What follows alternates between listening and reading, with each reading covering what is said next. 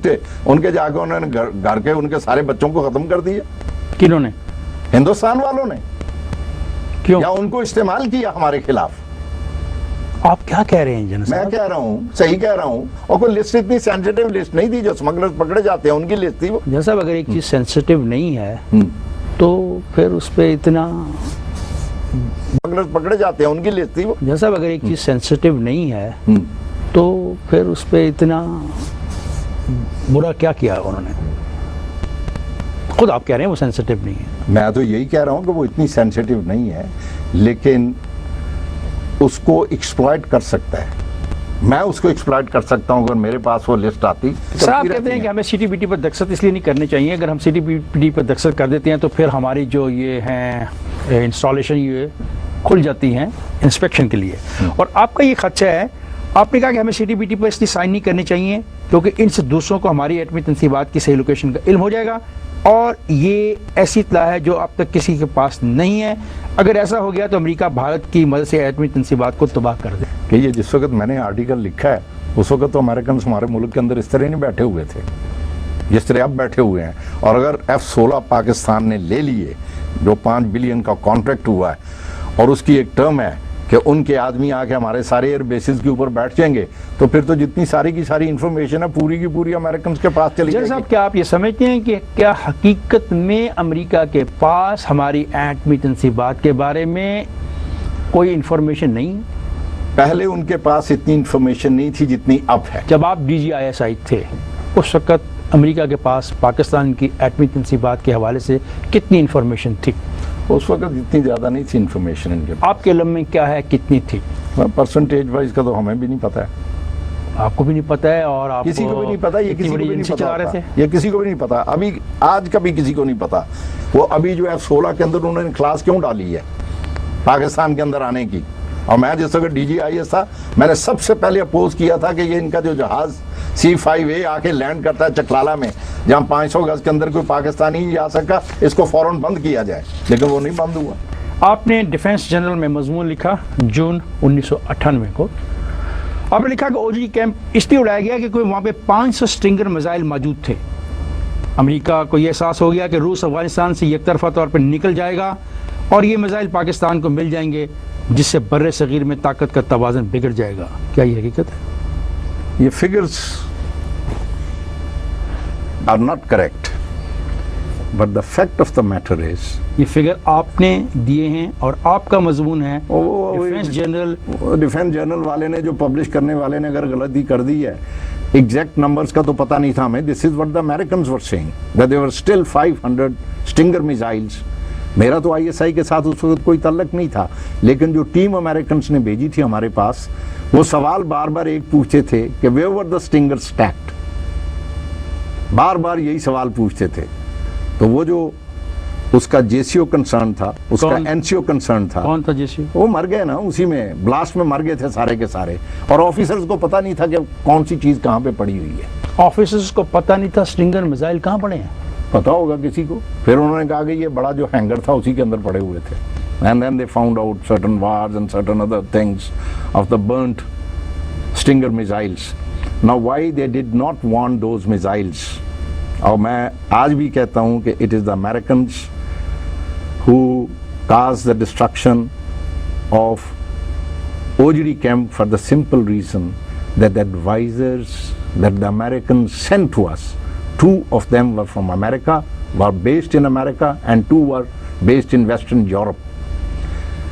The troops that I demanded had not reached from Kharia to Rawalpindi. How could these people reach earlier than those people? मैं सिर्फ कहना ये चाहता हूँ, ये सिर्फ उस सूरत में मुमकिन है अगर उड़ाने वालों को पता था कि ये ब्लास्ट होने वाला है। The moment the blast news went up, these people were already concentrated at some place, और इनको जो है इकट्ठा किया हुआ था, जहाज में स्पेशल में बिठाया और उनको यहाँ पे लैंड करा दिया, और वो बार बार आके एक ही सवाल पूछते थे, वो स्टिंगर मिसाइल्स का। मेरी असेसमेंट ये है कि ये अमेरिका ने सिर्फ इसलिए उठाया कि अगर वो 500 स्टिंगर मिसाइल्स पाकिस्तान के हाथ आ जाती तो हिंदुस्तान जो था, एयर बैलेंस जो था, वो पाकिस्तान के हक में चला जाता। आगे चलते हैं सर, आपको 1988 में OG कैंप की सफाई का काम दिया गया था। Because I was director general engineers.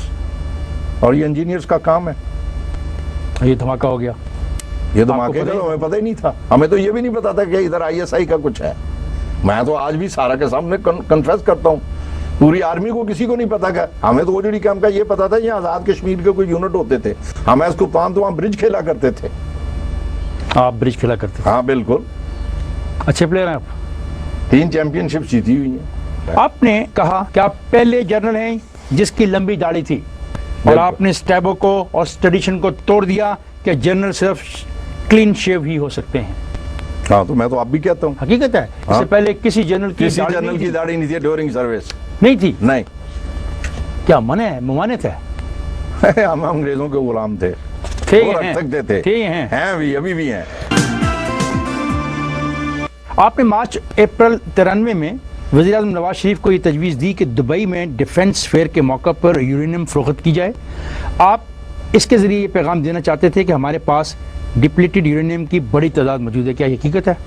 ये जो है ना, ये जो आपने पढ़ा है, ये बिल्कुल गलत पढ़ा है। सर ये है defence general breaking the shackles on grave provocation. Sir ये ज़रा आप पढ़ लीजिए। In March, April 93,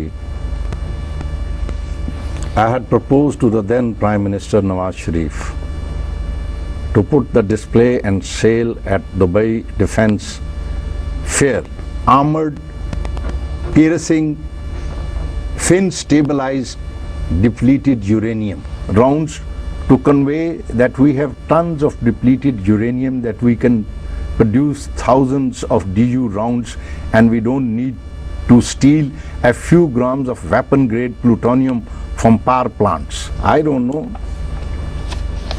ये क्यों आप इसका जो है, इसके ऊपर कई चीजें हम नहीं बताना चाहते। सर ये आप लिखिए, मैंने कहीं से नहीं सुनी नहीं, सुनाई ये बात मैंने नहीं कर लिखी है, इसके पीछे बहुत बड़ा रहा। जनरल पर्पस साहब, जनरल साहब पहली बात तो है कि प्लीज देखिए, मैं जो बात आपसे कर रहा हूँ वो आपकी लिखी है। ये मैंने। मेरी लिखी हुई है, लेकिन मैंने उसको खुद तो एक्सप्लेन ही ना किया, उसकी वजह है।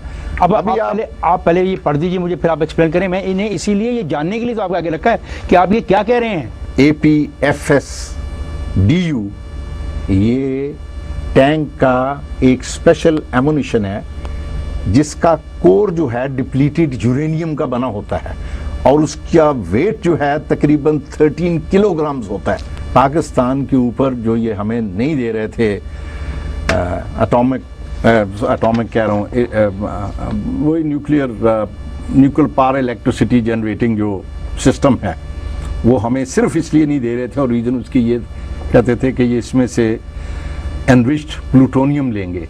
This particular thing that I have written, factually I had gone to the Prime Minister, then Prime Minister, दुनिया के सारे लोग वहां पे आने थे। तब नवाज शरीफ ने आपसे ये पूछा कि क्या ये आइडिया आपने वहीद काकर से डिस्कस किया है, तो आपने कहा कि काकर ये बातें नहीं समझता, वो एक मीडियाकर है। I still say that। इसमें कौन सी अजीब बात है? अल्लाह रब्बुल इज्जत जनरल इंटेलिजेंस के परफेक्शन के ऊपर किसी को चीफ नहीं बनाते हैं। अल्लाह ताला बंगी के बेटे को सदर बना सकते हैं, सदर के बेटे को बंगी बना सकते हैं। सर कभी आप इस रेस में थे? किसमें? चीफ ऑफ आर्मी स्टाफ बनने की? इस रेस में जिस वक्त ये बना है, I was the senior most, I was offered, the first person जिसको ऑफर किया गया था मैं था। मैंने कहा था it is too late now, अब मैं इन चीजों के अंदर मैंने नहीं आना, अब मैं जो आखिरत की तैयारी के ऊपर लगूंगा। आप यहाँ पे चीफ ऑफ आर्मी स्टाफ बन जाते, पाकिस्तान के तमाम आदमियों की आखिरत सी बन सवाल ही पैदा नहीं होता, सवाल ही पैदा नहीं होता। सर क्या ये हकीकत है कि अमेरिका ने आपको DGISI के ओहदे से हटवाया था? बिल्कुल ठीक है। उसके बाद फिर चीफ जस्टिस, फिर वो आपको अमेरिका आपको बतौर आर्मी चीफ कैसे कबूल कर लेता? नहीं तो यही तो बात थी ना, ये तो प्रेसिडेंट गुलाम इसाक खान ने मुझे कहा था। क्या कहा था? जिस वक्त वो रिकमेंडेशंस हुई थी तो फिर वो नवाज शरीफ का और गुलाम इसाक का डिफरेंस था। तो जिस वक्त हम आए गुलाम मोहम्मद के नाम के ऊपर, तो मैंने कहा ये सारे के सारे नामों में से एक ही आदमी शरीफ है और रिलीजियस माइंडेड है और इस वक्त इस फौज को दीन की बहुत सख्त ज़रूरत है। तो उसने कहा था कि isn't one enough already, how can we have two of you. अच्छा, वो आपके बारे में इशारा कर रहे थे? मेरी तरफ इशारा कर रहा था। निगरान वज़ीर-ए-आज़म बलख्श मज़ारी के मुताबिक उन्होंने आपको अमेरिका के कहने पर नहीं हटाया था, बल्कि बहुत से बरादर इस्लामी ममालिक ने आपके खिलाफ शिकायत की थी कि आप उनके मुल्क में दहशत गर्दों के जरिए गड़बड़ पैदा कर रहे हैं, और मज़ारी को ये डर था कि अगर उन्होंने आपको न हटाया तो इस्लामी कॉन्फ्रेंस की मीटिंग में मुस्लिम ममालिक